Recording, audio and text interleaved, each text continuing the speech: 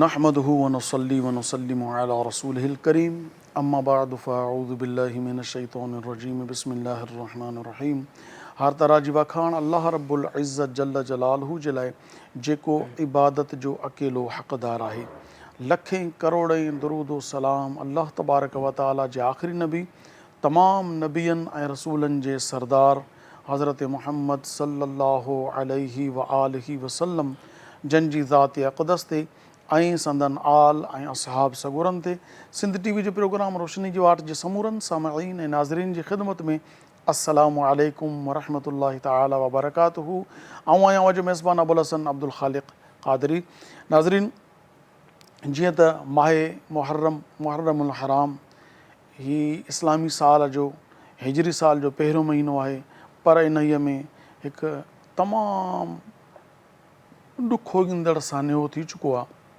आलम इस्लाम जी तारीख़ में ही उहो ॾुखोईंदड़ वाक़ियो आहे जंहिंखे फ़रामोश नथो करे सघिजे, यानी विसारे नथो सघिजे. ऐं अहले ईमान इन ॾिहाड़नि में नबी पाक अलैहिस्सलातु वस्सलाम जे अहल बैत अतहार जी अज़ीम शान क़ुर्बानीनि खे यादि कंदा आहिनि ऐं उन्हनि मां सबक़ु हासिलु कंदा आहिनि त उन्हनि इहा क़ुर्बानी छो ॾिनी, इन क़ुर्बानी जे पुठियां कहिड़ो राज़ हो ऐं हीअ क़ुर्बानी ॾियण वारी हस्तियुनि जो शान छा हो.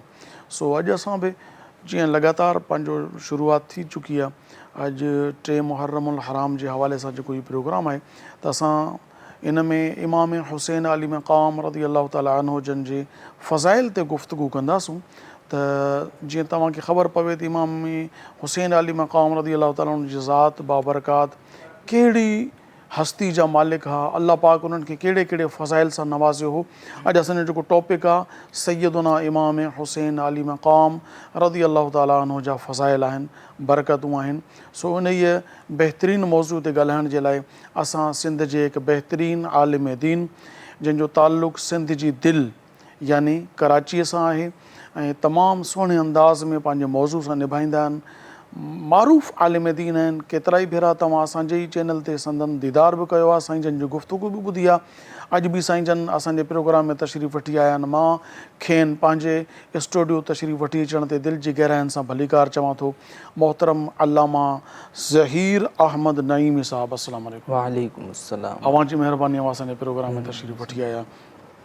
नाज़रीन, अॼु असांजे प्रोग्राम में हिकु बहितरीन सना ख़ान, ईअं सम्झो आलम इस्लाम जो माया नाज़ सना ख़ान, बल्कि सना ख़ान न, सना ख़ान इब्न सना ख़ान, हिन जे ईअं सम्झो ख़ानदान खे अल्लाह तबारक व ताला पंहिंजे महबूब जो सना ख़ान बणायो आहे सल्लल्लाहु अलैहि वसल्लम.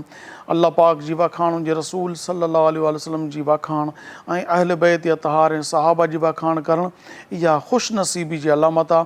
ऐं हिननि जो घराणो ई सना ख़ाननि जो घराणो आहे. जी हा, असां वटि सुहिणे आवाज़ सां तालुक़ु रखंदड़ सुहिणो सना ख़ान तशरीफ़ वठी आयो आहे, मोहतरम जनाब अब्दुल बासित राना सोहरवर्दी साहब. अस्सलाम वालेकुम. आपका शुक्रिया, आप हमारे प्रोग्राम में तशरीफ़ लाए. जज़ाकल्ला. नाज़रीन, अवां जे इल्म में आहे त असां पंहिंजे प्रोग्राम जी बाज़ाब्ता शुरूआत अल्लाह तबारक व ताला ऐं उन जे महबूब सल्लल्लाहु अलैहि वसल्लम जी वाखाण सां कंदा आहियूं. अचो त अब्दुल बासित राना सोहरवर्दी खां नाते रसूल पाक सल्लल्लाहु अलैहि व आलिहि वसल्लम ॿुधूं. खुसरवी अच्छी लगी ना, सरवरी अच्छी लगी, खुसरवी अच्छी लगी ना, सरवरी अच्छी लगी.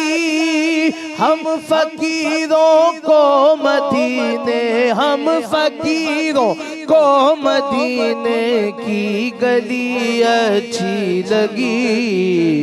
हम फकीरों को मदीने की गली अच्छी लगी. दूर थे तो जिंदगी बेरंग थी, बेकैफ थी. दूर थे तो जिंदगी बेरंग थी, बेकैफ थी. उनके कूचे में गए तो जिंदगी अच्छी लगी.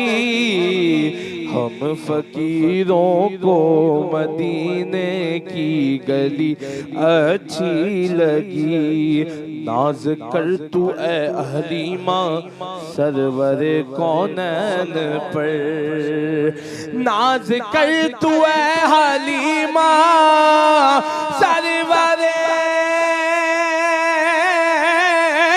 کونین پر کر لگی اچھی تو تیری کر لگی اچھی تو تیری جھونپڑی اچھی لگی ہم فقیروں کو مدینے کی گلی اچھی لگی تیری خاطر سانپ سے ٹسوا دیا صدیق نے تیری خاطر سانپ سے ٹسوا لیا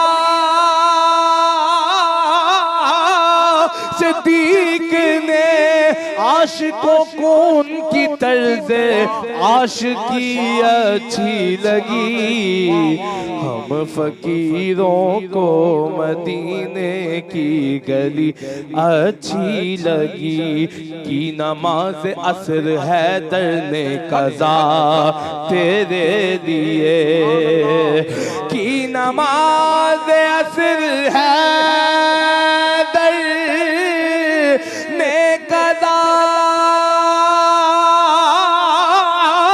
تیرے لیے رب تعالیٰ کو علی کی رب تعالیٰ کو علی کی بندگی اچھی لگی ہم فقیروں کو مدینے کی گلی اچھی لگی آج محفل میں نیازی نعت جو میں نے پڑھی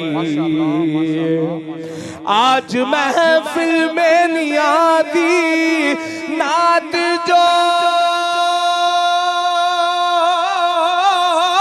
میں نے پڑھی عاشقان مصطفیٰ کو عاشقان مصطفیٰ کو وہ بڑی اچھی لگی ہم فقیروں کو مدینے کی گلی اچھی لگی ہم فقیروں کو مدینے کی گلی اچھی لگی ماشاءاللہ ماشاءاللہ ماشاءاللہ تمام بہترین انداز میں اللہ تبارک و تعالیٰ جی محبوب علیہ الصلوۃ والسلام جی واکھان کرن جی سعادت حاصل کئی محترم جناب عبد الباسط رانا سہروردی صاحب دعا ہے تو اللہ تبارک و تعالیٰ سندن آواز میں ودیک برکتوں عطا فرمائے سو ناظرین اچو تو علامہ صاحب ساجو کے موضوع گفتگو جو آغاز کروں علامہ صاحب سب کھاں پہریں سیدنا امام ہمام امام عرش مقام امام سید الشہداء امام حسین علی مقام جو چاہیں دوست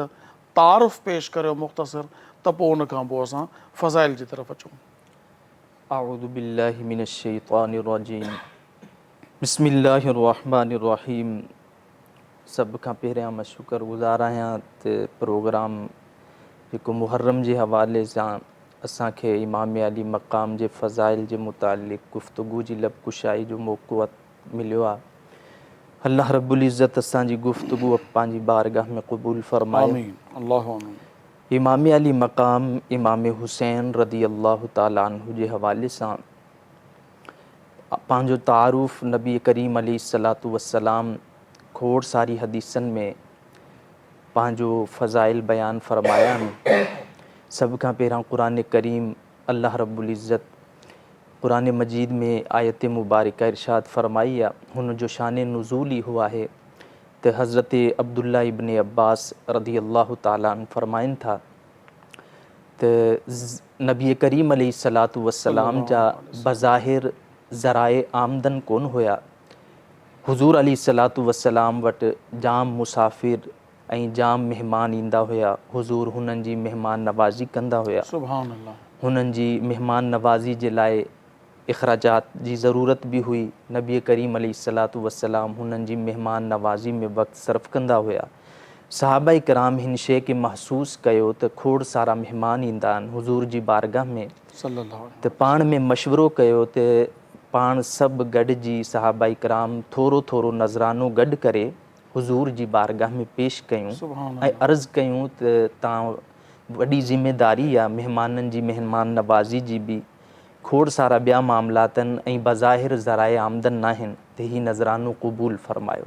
सहाबाई कराम पाण में मशवरो करे नज़रानो गॾु करे हाणे ताक़त ऐं हिम्मत कंहिंजी आहे हुज़ूर जी बारगाह में पेश करनि, हिन जे लाइ इंतिख़ाब फ़रमायो हज़रत अब्बास रती अल्लाह ताला हुज़ूर जे चचा जो। माशा अर्ज़ु कई त तव्हां ही नज़रानो हुज़ूर जी बारगाह में पेश कयो। हज़रत अब्बास नज़रानो खणी हुज़ूर जी बारगाह में पेश थिया सल्लल्लाहु ऐं अर्ज़ु कई त तव्हांजा वॾा अहसान असां ते, बज़ाहिर असां वटि का अहिड़ी शइ न आहे त असां अहसान लाहे सघूं। हीअ असां तमामु साहबाई कराम वाह। गॾिजी नज़रानो जमा कयो आहे त हीअ तव्हांजी बारगाह में पेश कयूं।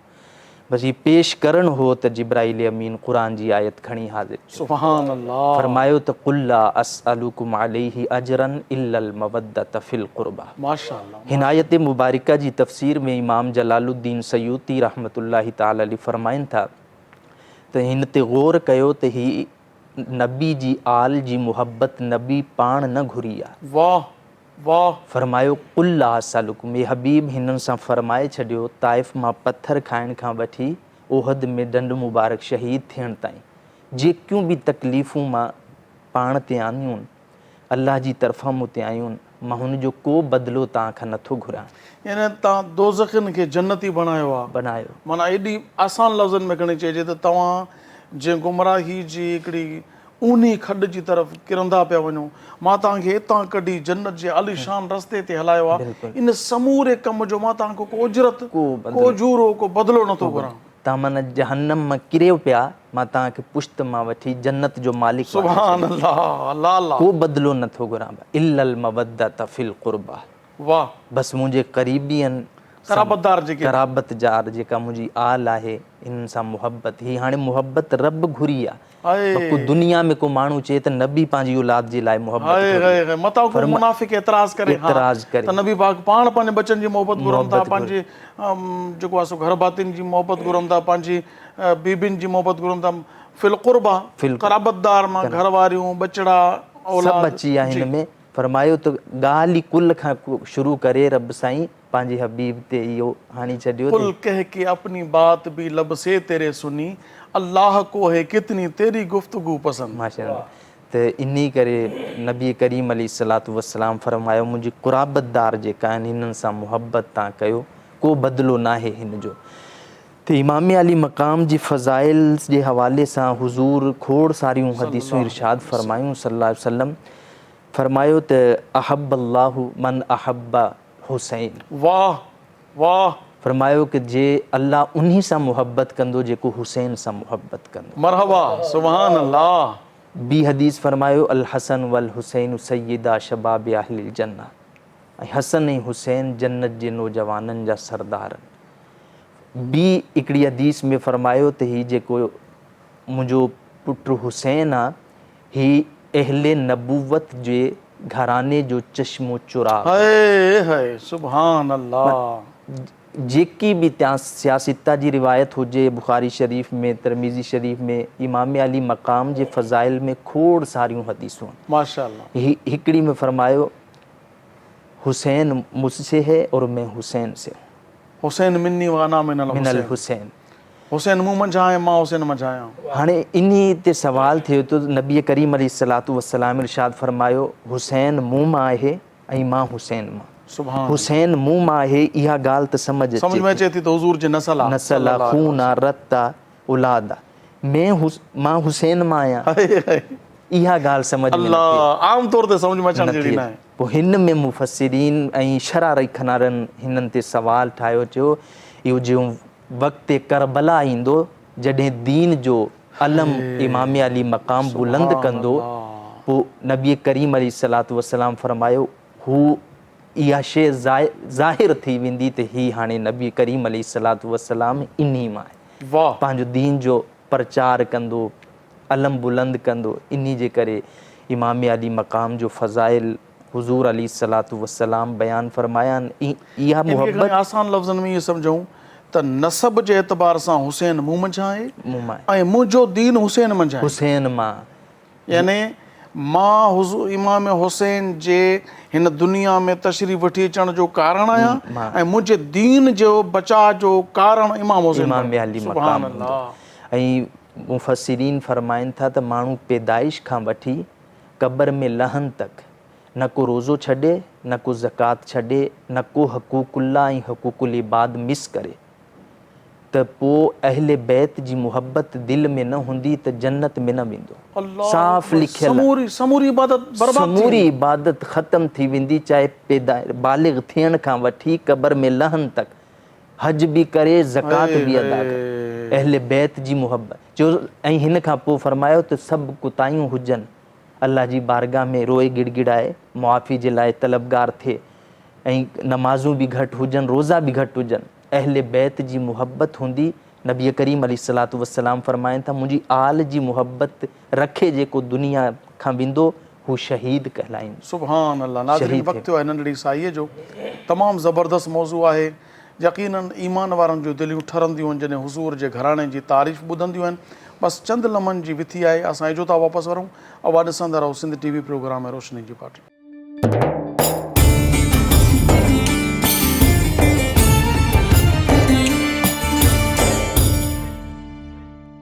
भलीकार नाज़रीन, नवां ॾिसी रहिया आहियो सिंध TV प्रोग्राम है रोशनी जी वाट। ऐं अॼु असांजो जेको मौज़ू सुखन आहे उहो आहे दुनिया इस्लाम जी आलीशान हस्ती जंहिंजे दम क़दम सां इस्लाम ज़िंदा आहे। मंसूब आहे रुबाई हज़रत सईदना हसन संजरी ख्वाजा ग़रीब नवाज़ रहमतुल्लाह अलैह जी तरफ़।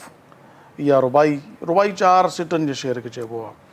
फरमाइनि था त शाह अस्त हुसैन, बादशाह अस्त हुसैन, दीन अस्त हुसैन, दी पनाह अस्त हुसैन, सरदाद नदाद दस्त दर दस्ते यजीद हक्का के बिनाए ला इलाह अस्त हुसैन।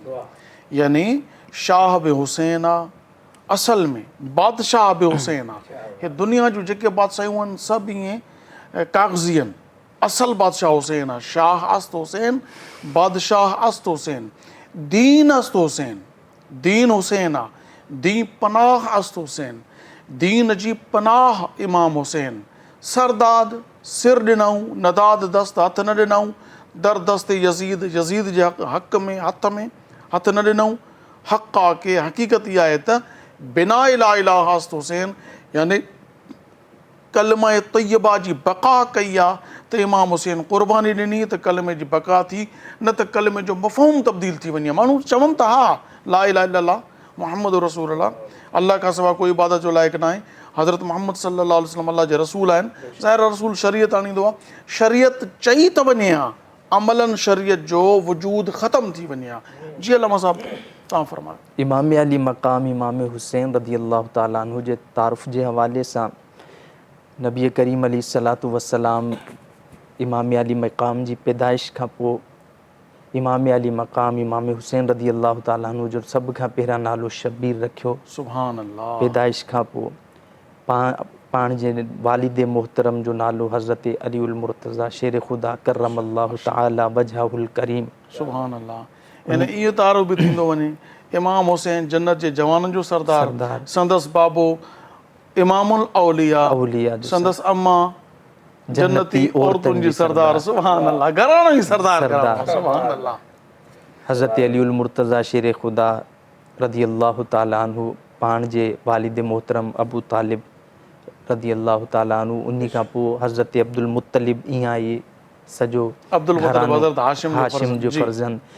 इहो हवाले सां हज़रत इमाम अली मक़ाम इमाम हुसैन रज़ी अल्लाह ताला जॾहिं दुनिया में तशरीफ़ लायो, हुज़ूर अलैहिस्सलातु वस्सलाम सभ खां पहिरां पंहिंजे हंज में खयों। त हिकिड़ी हाणे दुनियावी हिसाब खां बि तव्हां ॾिसो त जॾहिं को औलाद धीउ खे माना धीउ खे औलाद थिए थी त घणी ख़ुशी थींदी आहे धीउ जे वालिद खे। त हुज़ूर अलैहिस्सलातु वस्सलाम नाने खे ख़ुशी थींदी आहे। हुज़ूर बि पंहिंजे हथनि में रखी नालो रखियो। पोइ उन खां पोइ हुज़ूर अलैहिस्सलातु वस्सलाम फरमायो त हीउ मुंहिंजो शहज़ादो मैदान करबला में अल्लाह को पैदाइश माली और पैदाइश मल्ली हुजूर अलैहिस्सलातु वस्सलाम। उन्ही खां पोइ माना जीअं ई बचपन शुरू थियो इमाम अली मक़ाम त पाण जी फ़ज़ीलत हुजूर अलैहिस्सलातु वस्सलाम वक़्तन फ़वक़्तन सहाबा इकराम जे साम्हूं पेश कंदा हुया। सुभान ऐं हज़रत फ़ातिमा ज़हरा रदी अल्लाह ताला अन्हा फ़रमाइनि थी त मस्जिद नबवी जे भर मां मुंहिंजो घर हो त हुजूर ॾींहं में 2 चकर मुंहिंजे घर ईंदो, अल्लाह अल्लाह सुभान अल्लाह 2 चकर मुंहिंजे घर ईंदो त पोइ कॾहिं कॾहिं चवंदो त फ़ातिमा मुंहिंजो अॼु जी चाहे थो त मां राति तुंहिंजे घर रुकियां। सुभान अल्लाह। त जॾहिं हुजूर अलैहिस्सलातु वस्सलाम पंहिंजी धीउ जे घर हज़रत फ़ातिमा रदी अल्लाह ताला अन्हा जे घर राति रुकंदो, उन टाइम हज़रत इमाम हसन ऐं इमाम हुसैन हिकिड़े पासे इमाम हसन सुम्हंदो, हिकिड़े पासे इमाम हुसैन वाह हिकिड़ी वाह खट ते। वाह सुभान अल्लाह। ऐं राति जो जॾहिं इमाम हसन इमाम हुसैन खीर जे लाइ रोईंदा त हज़रत फ़ातिमा ज़हरा फ़रमाइनि थी त मां उथी हुननि खे खीर ॾियण जे लाइ उथां। नबी करीम अलैहिस्सलातु वस्सलाम फ़रमाईंदा हुया त फ़ातिमा अॼु मूंसां गॾनि त खीर बि मां ॾींदुमि, अल्लाह तूं आराम कर। हुजूर अलैहिस्सलातु वस्सलाम उथी हुननि खे खीर ॾींदो। सुभान अल्लाह। एॾा वाह। फ़ज़ाइल जंहिं नबियनि जो इमाम इमाम जंहिंजी ख़िदमत करे थो।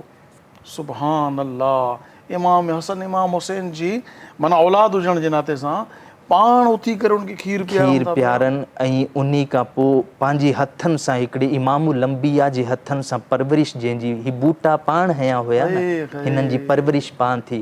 त इन करे मुफ़सिरीन फ़रमाइनि था त जेको क़ुरान आहे, क़ुरान जो प्रैक्टिकल तव्हां ॾिसणो हो दीन इस्लाम जो, त अली जे घराने खे हुजूर जी आल खे ॾिसो, हज़रत फ़ातिमा खे ॾिसो, सुभान अल्लाह। हज़रत इमाम हसन इमाम हुसैन खे ॾिसो। सुभान ही प्रैक्टिकल तव्हांखे नज़र ईंदो कि प्रैक्टिकल क़ुरान इहो आहे। प्रैक्टिकल यानी क़ुरान ते जेकॾहिं अमल अमल कंदो करनि। ॾिसणो आहे कंहिं घराणे खे, तव्हां पंहिंजे लाइ हिकिड़ो अहिड़ो घराणो जंहिंखे तव्हां ईअं सम्झो त असां हिनखे फॉलो कयूं, अहिड़ो घराणो ॿुधायो त फॉलो करण जे लाइ मौला अली जो घराणो तव्हां लाइ मिसाल आहे। त मुड़ुसु कीअं हुजणु घुरिजे, घरवारी कीअं हुजणु घुरिजे, बचा कीअं हुजणु घुरिजनि। सुभान ऐं पोइ रगनि में खून हैदर करार जो। अल्लाह अल्लाह अल्लाह। फरमाइनि था त जॾहिं इहो माना वक़्तु आयो त हज़रत इमाम अली मक़ाम पंहिंजी शहादत खां अॻु में जेको ख़ुतबो ॾिनो, हुन ख़ुतबे जा अल्फाज़ इहा हुया। जॾहिं जुमे जो ख़ुतबो ॾिनो त फरमायो, यज़ीद खे मुख़ातिब करे फरमायो त मूं जहिड़ो तूं जहिड़े जी बैत न करी सघंदो। वाह मूं जहिड़ो तूं जहिड़े जी बैत न करी सघंदो। वाह सुभान माना अल्लाह। इन्ही लफ़्ज़नि ते इमाम शाफ़ी अलैहि रहमा फरमाइनि था त माण्हू गौर करे ही आहे लफ़्ज़ छा, हिन लफ़्ज़ में सॼो दीन लिकियलु आहे। त जी असांजी जेकी परवरिश आहे, असांजो जेको ख़ानदान नबुवत जो खून आहे असांजी रगनि में, त इहो मिसाल क़यामत तक माण्हुनि जे हुज़ूर जी उम्मत लाइ थींदी। त इहा लफ़्ज़ छा हुया, मूं जहिड़ो, त माना मुंहिंजी परवरिश, मुंहिंजो रत, मुंहिंजो किथां आयो आहे ऐं असां कैरेक्टर छा आहे, किरदारु छा आहे, त इन करे तव्हांजी बैत मूं जहिड़ो न करे सघंदो। त पंहिंजा फ़ज़ाइल खोड़ सारा। हाणे मुहर्रम जा ॾींहं आहिनि, असां मुहबत में हर अक़ीदे में रहण वारा माण्हू जेका आहिनि एॾा वधीक अॻिते निकिरी विया आहिनि त असांखे हाणे इन जेको मुहर्रम में ही मामला थींदा आहिनि जेतिरा बि आहिनि, असांखे हर माण्हू हर मुसलमान पंहिंजी सोच मुताबिक़ इमाम हुसैन अली मक़ाम जो शान बयानु करे थो। बिल्कुलु उन जी जेका तरबियत आहे, जेका सोच आहे, असांखे घुरिजे त असां ॾिसो न, कॾहिं कॾहिं ईअं बि थींदो आहे जो माण्हू कंहिं अहिड़े मामलात में जॾहिं असां वटि दीन इस्लाम खे नुक़सानु जेको ॾिनो आहे न, सो ज़िद ॾिनो आहे। बिल्कुलु ज़िद में अना में मुंहिंजी अना, मां हीअं थो चाहियां न। असांखे इहो ॾिसणो आहे त अलाह तबारक व तआला उनजे महबूब अलैहिस्सलाम असांखे दीन ॾिनो छा आहे, असांखे हुकुम छा ॾिनो आहे, दुनिया छा थी करे उन सां पंहिंजो तालुक़ु न आहे। ॾिसो मां ईअं खणी चवां, तव्हांखे मस्जिद जी तामीर करणी आहे, इन जे करे उनखे ख़ूबसूरत न कयो त हुन सां मुक़ाबिलो करिणो आहे। बिल्कुलु त फलाणे जेको आहे सो गिरजा आहे या मंदरु आहे या कुड़ो आहे, उनखां मां हिनखे सुहिणो बणायां, मुक़ाबिलो न। तव्हां अलाह जी रिज़ा जी ख़ातिर मस्जिद खे ठाहियो, सुहिणो कयो, बहितर कयो। ऐं मस्जिद जी सूंहं इहे लाइटूं न आहिनि, बिल्कुलु मस्जिद जी सूंहं नमाज़िन जो वधणु आहे। बिल्कुलु मस्जिद भली सादी हुजे पर आबाद हुजे। ईअं ई तव्हां पंहिंजो दीन ख़ूबसूरत कयो, कंहिंजे मुक़ाबले लाइ न, बल्कि अलाह जी रिज़ा जी ख़ातिर, उनजे महबूब अलैहिस्सलाम खे राज़ी करण जे लाइ ज़िक्र हुसैन कयो, ज़िक्र करबला कयो, शान बयानु कयो। सोच खे तब्दील कयो। जॾहिं तव्हां कंहिंजी अना में, कंहिंजी ज़िद में, कंहिंसां जहिड़े जी नियत सां कंदो, अजर न मिलंदो। हाणे इन्ही माना हालात हाज़िरा जे मुताबिक़ उलमा इकराम फरमाइनि था तक़ाबुल जेकी सूरत पैदा न थिए।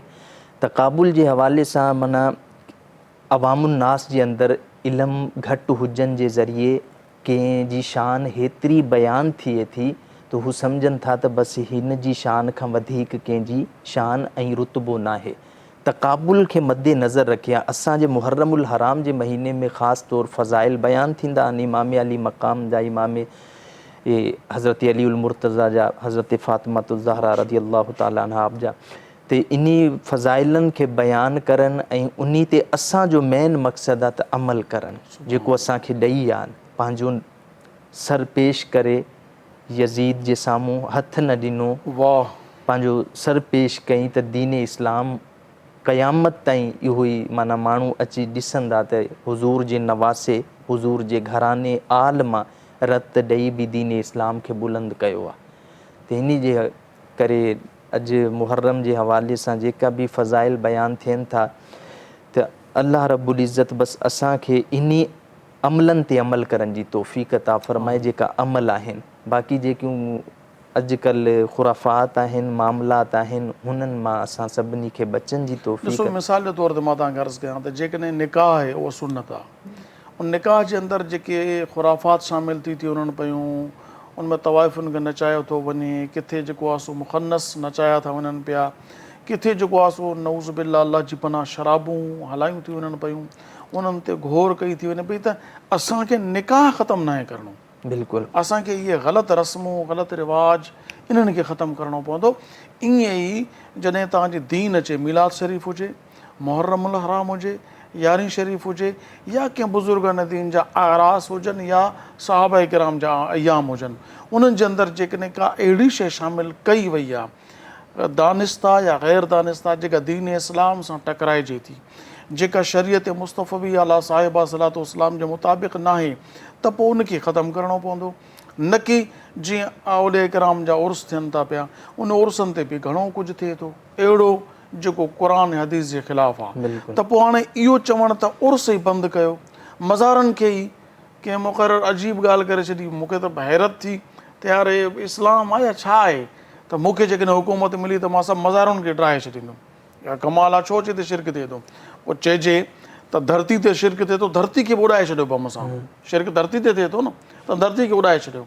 इन में अहिड़ा बम आणो जो धरती बचे ई न। ईअं न आहे साईं, न वधी वञे न त न खे कटिबो आहे, आङुर न आहे कटिबी, त न हूंदी आङुर न वरी पोइ न वधंदो। ईअं न आहे, आङुर अलाह ताला ॾिनी आहे त इन जो ज़रूरु इस्तेमालु आहे, सबबु आहे। बुज़ुर्गनि दीन जा अयाम मल्हायो, ॾियारनि खे मल्हायो। ईअं न आहे त उर्स ते ई पाबंदी हुजे त न बाबा इमाम हुसैन जो उर्स न कयो, शोधा करबला जो उर्स न कयो, कंहिं बुज़ुर्ग जो उर्स न कयो, इन ते पाबंदी न हुजे। इहो थिए, ग़लति कमनि खे रोकियो। नाज़रीन, वक़्तु थियो आहे नंढड़ी साईअ जो, कमर्शियल ब्रेक वठूं था, इजो था वापसि वरूं, ॾिसंदा रहो सिंध TV प्रोग्राम रोशनी जो वाट।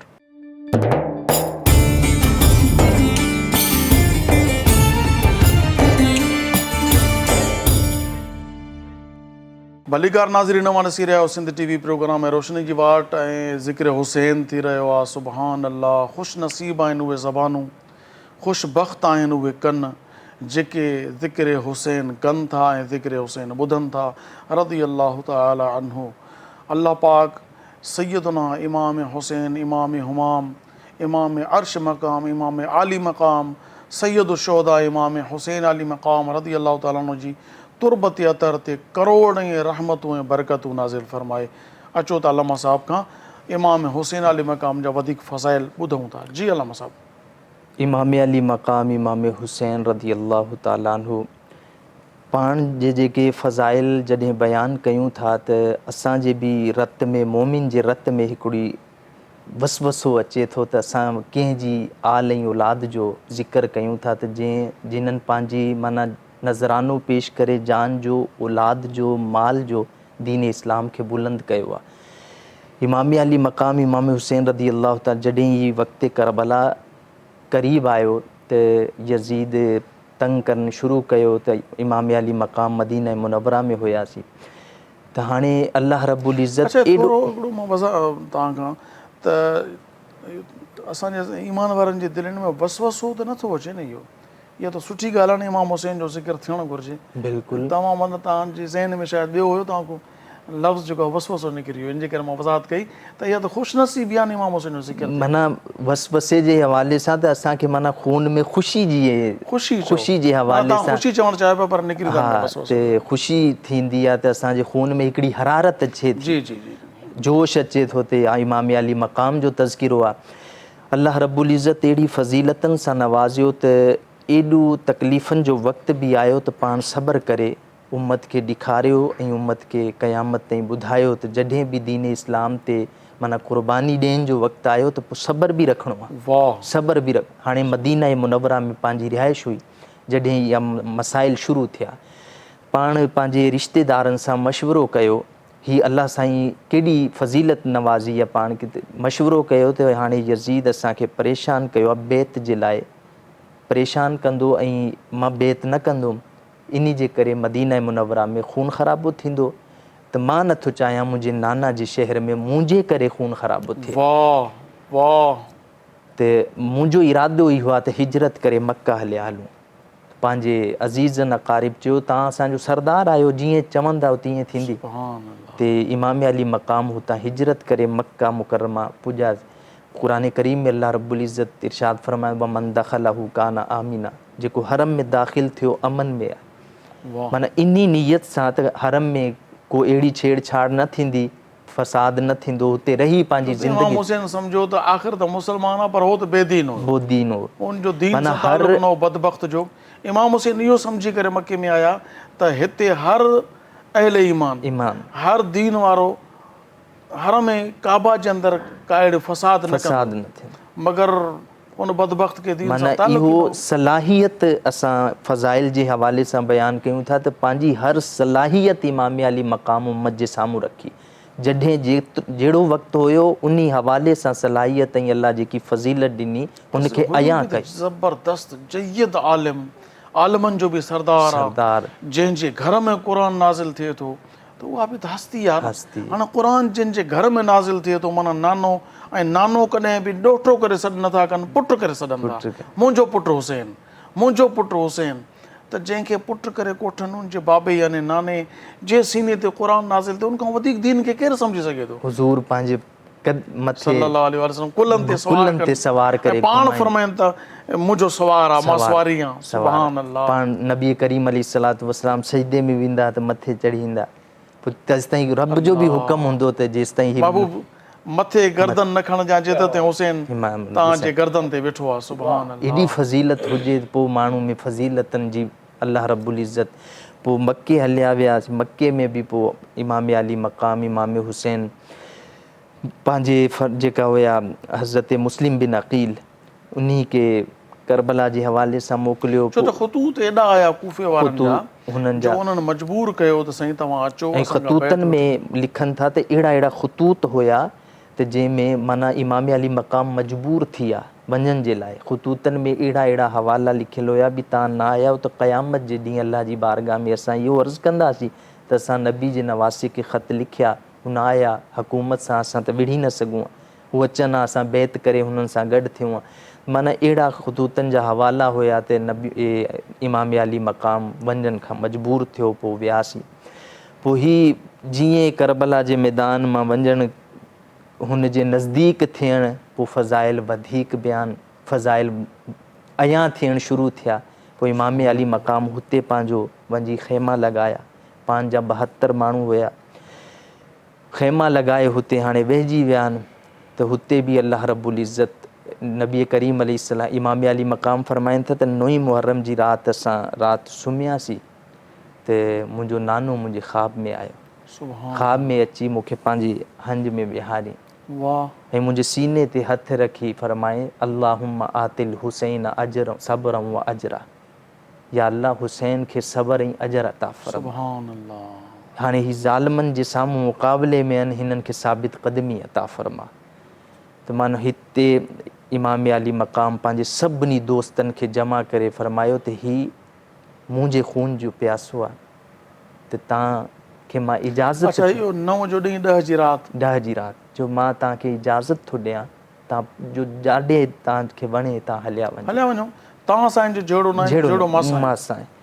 त हिते हाणे तव्हां इहो बि फज़ीलत मां हिकिड़ी फज़ीलत आहे, तव्हां ॾिसो त माण्हू हाणे दुश्मन जे झंगर में अची वञे त माण्हू खे पंहिंजी जान प्यारी हूंदी आहे, वाह वाह, चवंदो या मुंहिंजी जान बचे ही भली अॻियां पाण खे हुते रखी ऐं दोस्तनि अज़ीज़नि अक़ारिब खे चयो तव्हां हलिया वञो। पोइ अज़ीज़ अक़ारिब बि कंहिंजा हुया, फरमाया त अॼु असां छॾे हलिया विया क़यामत जे ॾींहुं अलाह जे रसूल खे छा मुंहुं ॾेखारींदा, छा मुंहुं ॾेखारींदा सल्लल्लाहु अलैहि ऐं दुश्मन जे नरगे में छॾी तव्हांजे शहज़ादे खे पाण पंहिंजी जान खे अज़ीज़ सम्झे छॾी आयासीं, त ईअं वसल्लम। न, जान कहिड़े कम जी, कहिड़े कमु, जेका इमाम हुसैन ते क़ुर्बान न थिए। क़ुर्बान चयो तव्हां सभ खां पहिरां असां पंहिंजूं जान तव्हां ते क़ुर्बान कंदासीं, पोइ तव्हांजो नंबर ईंदो। पोइ इमाम अली मक़ाम जा फ़ज़ाइल क़ुरान जे हवाले सां, हदीसनि जे हवाले सां असांजी बख़्शिश जो ज़रियो अहल बैत जी मुहबत आहे। सुभान अल्लाह, इन्ही मुहबत खे असां माना कीअं पाणी में कीअं तावीज़ माण्हू घोले कीअं वाह, बुराई जे लाइ पीअंदो आहे न, सुभान अहल अल्लाह, बैत जी मुहबत खे ईअं घोले पी छॾे। ही सुभान, मुहबत न हुजे त खून में को मज़ो ऐं वाह ज़िंदगी में को मज़ो न आहे। वाह, ही मुहबत ऐं सिर्फ़ु मुहर्रम में अचे ऐं मुहर्रम वञण खां पोइ ही मुहबत न हुजे त पोइ ही मुहबत इहा न माना हिकिड़े क़िस्म जी रस्म आहे जेका उन ॾींहं में पूरी कई वञे, पूरी कई। बाक़ी बाद में न। इमाम हुसैन जी मोहब्बत हर रोज़ हर घड़ी इन जे करे हुजे त अल्लाह जे महबूब जी आल आहे। तव्हां फ़ज़ाइल खे मंझो था ऐं फ़ज़ाइल बयानु कयो था, सभु कुझु कयो त फ़ज़ाइलनि ते अमल बि अमल कयो, बि हुजे, ऐं पंहिंजी सीरत जेकी हुई हयात हुई उन ते अमल बि हुजे त असांजी मुहबत जो माना उर्फ़ आम ईअं थींदो आहे न, ॾिठो वियो आहे मुहर्रम जो चंड बीहजी वियो त गाना बंदि थी विया, फिल्मूं बंदि थी वियूं, शादी बंदि ऐं थी बुराई वई, जा अॾा बंदि थी विया। शादी में जेके हालांकि निकाह मना न आहे, असल में जेकी मना आहे उहो तव्हां कमु बंदि कयो था, दोल शरनायूं इहे जेके आहिनि सो ठेंग टपा औरतूं नचाइण खदड़ा नचाइण, इहो पाबंदी थी वई। बिल्कुलु ॾाढो सुठो, जो इन 10 ॾींहंनि में कम अज़ कम इहे बुराई खां बचिया। ठीकु, मगर या 10 जी राति यानी 11 जी राति गुज़रे थी, 11 जो ॾींहुं थिए थो, साॻिया उहे ई गाना बाजा फिल्मूं इहे डांसूं इहे झुमरियूं इहे। हालांकि थींदो ईअं आहे त जॾहिं का अहिड़ो सान्यो थींदो आहे त उन खां पोइ गम जी कैफ़ियत तकलीफ़ जी थींदी आहे, सान्यो थी चुको थियो न आहे त हुजे, थी वञे त उन खां पोइ ख़तमु।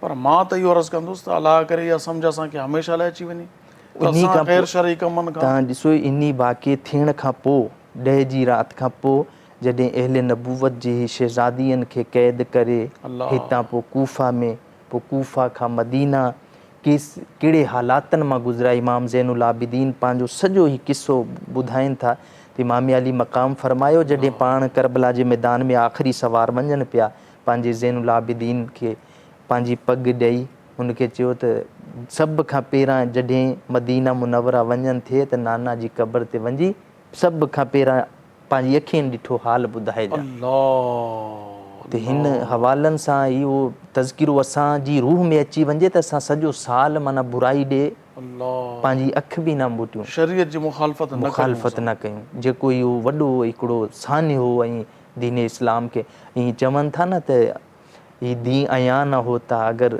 इमाम अली मक़ाम जी शान में ही शेर आहिनि ॿ टे त इमाम अली मक़ाम शहीद न हुजे हा त पोइ घर घर यज़ीद हुजे। हा हा हा, त अॼु माना इहो फ़ज़ाइल असां बयानु बि कयूं था, हुननि सां मुहबत बि आहे, अक़ीदत बि एतिराम बि आहे, सभु कुझु आहे, लेकिन उन अक़ीदत ऐं मुहबत खे अमलनि बि असां पंहिंजी ज़िंदगी में शामिलु कयूं। ख़ुशि नसीब पोइ मुस्लमान ख़ुशि उहो नसीब आहे जेको अहल बैत जे घराणे जे इन अमल मां इन किरदार मां सबक़ु हासिलु करे ऐं पंहिंजी ज़िंदगी ते नाफ़िज़ करे। नाफ़िज़ करे। अल्लामा साहिबु अव्हांजी महिरबानी, अव्हां असांजे प्रोग्राम में तशरीफ़ वठी आया, असांखे वक़्तु ॾिनो ऐं सैयद शुहदा इमाम हुमाम इमाम आली मक़ाम इमाम अर्श मक़ाम सैयद शुहदा इमाम हुसैन अली मक़ाम रज़ी अल्लाह ताला उन्हनि जा फ़ज़ाइल पेश करण जी सआदत हासिलु कई। अल्लाह पाक अव्हांजे इल्म में अमल में बरकतूं था फरमाए। मोहतरम जनाब अब्दुल बासित राना सोहरवर्दी साहब, आपका शुक्रिया, आप हमारे प्रोग्राम में तशरीफ़ लाए। अभी इंशाअल्लाह तबारक व तआला आपसे इमाम हुसैन की शान में मनक़बत सुनेंगे। त नाज़रीन, अॼोको प्रोग्राम पंहिंजी पुॼाणी खे पहुतो, वक़्तु पूरो थी वियो। तंहिंजे करे मां तमामु पंहिंजे सामाईन नाज़रीन जो बि शुक्रियो अदा करियां थो जेके वक़्तु कढी असांजो प्रोग्राम ॾिसो था। अल्लाह पाक अव्हांखे ख़ुशि रखे। ज़ाहिर आहे ॾींहं जी इब्तिदा सुबुह जो प्रोग्राम हले थो सिंध टीवीअ ते, रोशनी जी वाट प्रोग्राम आहे, इन ते असां ज़िक्र हुसैन जो सिलसिलो शुरू कयो आहे। इहो सिलसिलो इनशाअल्लाह 10 मुहर्रम ताईं, छो त असां त हीउ जेको प्रोग्राम शुरू कयो आहे रोशनी जी वाट, इन ई में असां शुरू खां ई अर्ज़ु कंदा था अचूं पिया पंहिंजे नाज़रीन ऐं सामाईन खे त हीउ टोटल तरबियती प्रोग्राम आहे। असांजी नीयत अल्लाह पाक ॼाणे थो क़ुर हदीस जी रोशनी में तव्हांजी बहितर तरबियत करणु आहे, ताकी असल दीन जो जेको असल चेहरो आहे, सुहिणो चेहरो आहे, ख़ूबसूरत चेहरो आहे, मिठो चेहरो आहे, वणंदड़ ख़ुशबूदार चेहरो आहे, अव्हां ते असां पेश करियूं। उलमाए कराम खे घुराए नातुनि जी गूंज में, उलमाए कराम क़ुर हदीस जी गुंजार में अव्हां जे कननि खे, अव्हां जे दिलनि खे, अव्हां जे ज़हननि खे मुअत्तर मुअंबर करण जे लाइ असां कोशिशि करियूं था। त महिरबानी करे तव्हां जेको ख़त्मो ख़ैरात करियो शोहदाए करबला जे लाइ, जिते हथड़ा खणो दुआ जे लाइ, असां गुनाहगारनि जे लाइ, असांजे इन सथ जे लाइ, उलमा जे लाइ, नातख़वाननि जे लाइ, बिलख़ुसूस सिंध टीवी चैनल जा जेके मालिकान आहिनि जिन ही प्रोग्राम सॼो उन्हनि कयो आहे। असां त वेही करे पेश करियूं था, पर जेको ख़र्चु आहे, जेको एतमाम आहे, उहो कयो आहे असांजे डायरेक्टर, असांजे प्रोग्राम मैनेजर या असांजी जेकी पोयां जेकी टीम कमु करे रही आहे, बिलख़ुसूस कैमरामैन, कंट्रोल रूम में जेके दोस्त एडिटर वग़ैरह आहिनि, सभिनी जे लाइ दुआ कयो। ज़ाहिर आहे नेकी जे कम में जंहिंजो जेतिरो हिसो आहे अल्लाह पाक पंहिंजी बारगाह में क़बूल फरमाए। इंशाअल्लाह तबारक व तआला सुभाणे अल्लाह पाक चाहियो त तव्हांजी ख़िदमत में साॻिए वक़्त ते इन ई सिंध टीवी चैनल ते प्रोग्राम रोशनी जी वाट में हाज़िर थींदासीं। तव्हां सां नज़रुनि जी मुलाक़ात थींदी इंशाअल्लाह तबारक व तआला। तेसीं ताईं पंहिंजे मेज़बान अबुल हसन अब्दुल ख़ालिक क़ादरी खे इजाज़त ॾींदा। अल्लाह वाही अस्सलामु अलैकुम वरहमतुल्लाहि ताला।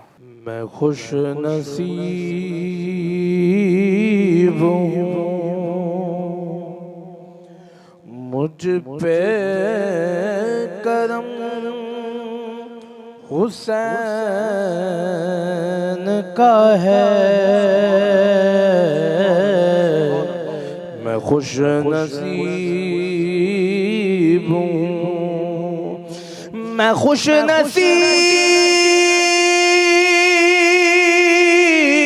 हूँ, मुझ पे करम हुसैन का है।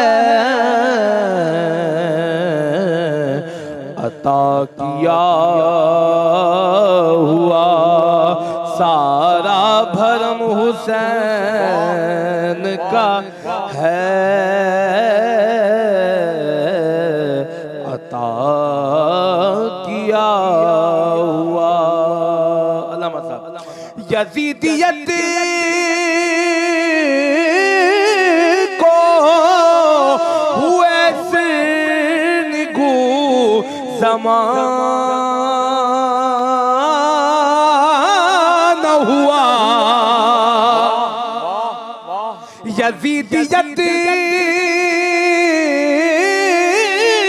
को हुए सिरनिगू ज़माना हुआ।